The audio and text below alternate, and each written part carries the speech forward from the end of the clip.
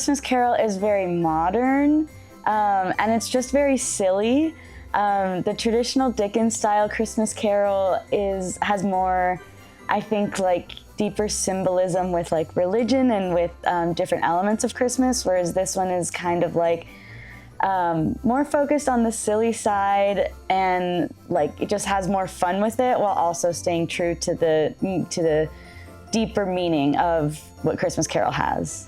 Because we have 3 actors playing all these different characters, the first half I think is really leaning into the silly side and the fun side of what this story is meant to be. And then towards the second half, when it starts getting into Christmas Future, where it's like the really deep part of Christmas Carol, we kind of go back into, it starts morphing into this like darker, more serious version of what the Christmas Carol is. So it was fun finding that balance of like, everything has to be super fast in the first act. We're like jumping character to character. And then for Christmas Future, my actors were having this problem of like, they just kept going so fast. And I was like, this is the serious part. We can slow it down. And I think that's kind of the more Dickens style that the show carries. I wanted this show to feel like Scrooge is Scrooge, and then these 2 actors are just putting the show on around him. So because it's actors 1 and 2 is like their name in the script, what we've been doing that's really fun is they're just running back, changing hats, running back on. They're a different character. And they've also had the challenge of having to change their voices, the way they present themselves, their body language. So, because it's just back to back to back. So it's really just playing around with how we can transform into a completely different character in a matter of seconds, while each cast still brings their own like individuality to it and their own spin on things. We still try to keep it as close as possible. So at the beginning of the rehearsal process, I had them both come in while we were blocking, and one cast would sit and watch while the other class ran the blocking, and then we'd switch. And that just kind of went until we blocked the whole show. So the first few times we ran it, I had both casts here just so one can observe, one can run it. And these last couple of weeks, I've been working with them individually so we can really just focus on one cast now that we have like the same blocking.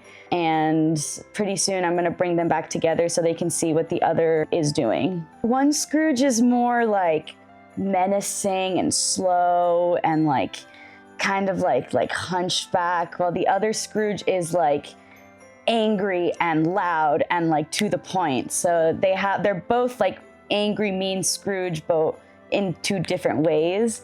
With the actors, we have one cast that's slightly younger and one cast that's a little bit older.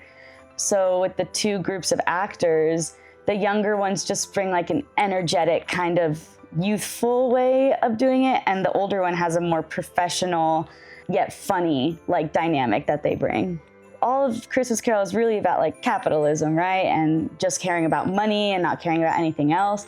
So I think, you know, in today's world, that's a really big issue that we have, of these people with a lot of money only care about money and don't care about anything else.